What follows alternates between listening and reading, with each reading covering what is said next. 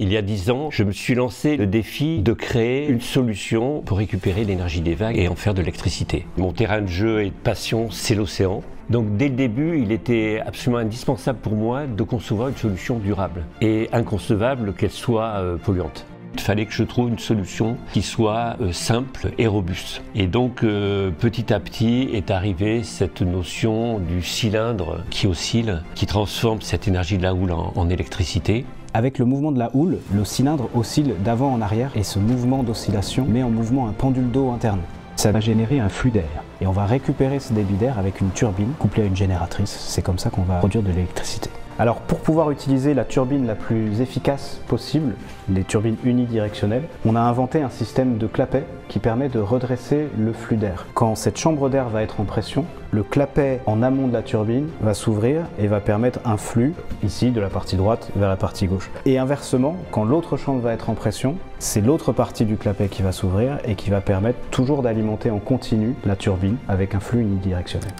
On a fait beaucoup de recherche et développement. On a fait des tests en bassin à échelle réduite. Ça nous a permis de venir tester la meilleure forme pour notre flotteur, le meilleur ancrage. L'ancrage en mer, c'est quelque chose de très important. Il faut à la fois une performance et puis des taux de tension dans l'ancrage qui sont suffisamment faibles pour être fiables dans le temps. Il faut imaginer qu'on a une grande ligne d'ancrage et on vient ici se prendre à ce que nous on appelle les pas de doigts. C'est un système qui permet de transformer le mouvement de translation du flotteur en un mouvement de rotation. Plus on a de rotation, plus on produit d'électricité. Et ce système d'ancrage breveté permet de regrouper plusieurs flotteurs sur la même ligne, réduisant ainsi au maximum la surface occupée en mer et l'impact sur les fonds marins. Alors notre système il se présente en deux parties. On a le cylindre qui à l'échelle 1 fait un diamètre de 6 mètres et 15 mètres de long. Donc ça c'est une partie très imposante. Mais dedans il n'y a que de l'acier et de l'eau. Il n'y a rien qui peut casser. Toute la partie technologique se situe au-dessus dans une tuyauterie qui est plus légère et plus accessible. S'il y a un problème, une panne sur notre flotteur, on va pouvoir venir extraire un module, une petite partie de ce que nous on appelle la veine et faire un remplacement rapide avec des moyens légers.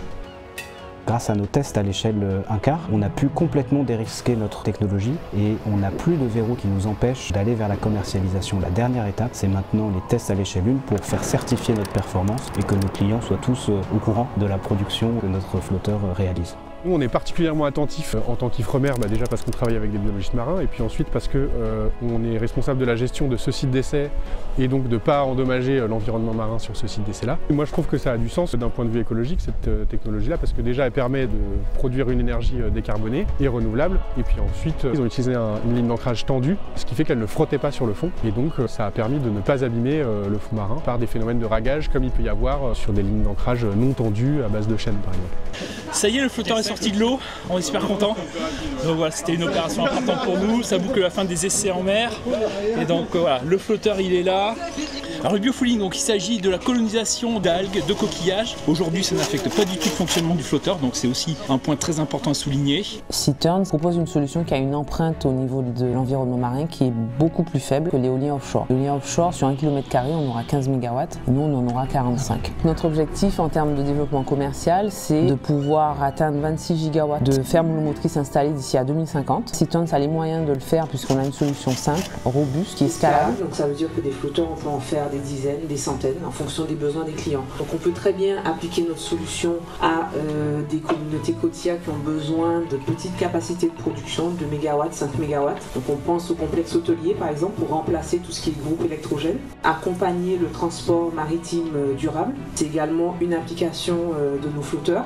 Le dessalement d'eau de mer, ça va être un sujet, l'eau potable. La production d'hydrogène vert, on sait qu'on a besoin au préalable d'une ressource d'énergie renouvelable pour produire l'hydrogène. Et enfin, la cible qui nous intéresse le plus, c'est les réseaux électriques nationaux. L'autre enjeu pour l'Europe, c'est l'urgence justement de pouvoir décarboner les réseaux électriques, de retrouver une certaine souveraineté au niveau de l'énergie et aussi de pouvoir mettre en place ces énergies renouvelables dans un délai très court. Notre solution aujourd'hui, elle est économique puisqu'on propose une solution qui a un capex qui est compétitif par rapport à l'éolien ou au solaire, qui a des OPEX également très compétitifs. On est capable d'atteindre un LCOE entre 30 et 80 € le mégawattheure et enfin un retour sur investissement au-delà de 15%. Le business model de Citerns repose sur deux approches. Pour des fermes monomotrices de petite et moyenne puissance, nous allons vendre le système complet, le flotteur et son module turbine ainsi que ses ancrages. Pour des fermes de moyenne et grande puissance, nous allons travailler avec des partenaires licenciés qui seront en charge de commercialiser et de fabriquer la partie basse du flotteur. On parle d'éléments fabriqués en chaudronnerie, de la tôle, roulé, soudé, un savoir-faire qui est présent partout dans le monde. La partie haute, donc c'est le module turbine, restera dans le périmètre Citerns. Et donc en associant le savoir-faire de Citerns sur le module turbine à la force de frappe du partenaire licencié sur la fabrication du flotteur, nous allons pouvoir diffuser massivement la technologie Citerns dans le monde sur tous les sites qui disposent de la ressource énergétique suffisante et sur lesquels il y a des besoins en électricité décarbonée.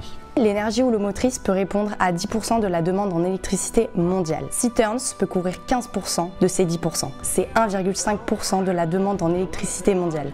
Il y a vraiment des enjeux d'accessibilité à l'électricité. Je pense notamment à tous les endroits insulaires qui ont un accès à l'électricité qui peut vite devenir compliqué. On peut rendre l'énergie beaucoup plus accessible en termes de ressources et en termes aussi de prix. Aujourd'hui, Citerns, c'est le projet de toute une équipe qui m'accompagne, qui partage cette passion et cette vision du projet. C'est aussi un ensemble de partenaires, d'experts, d'instituts académiques qui nous aident à innover.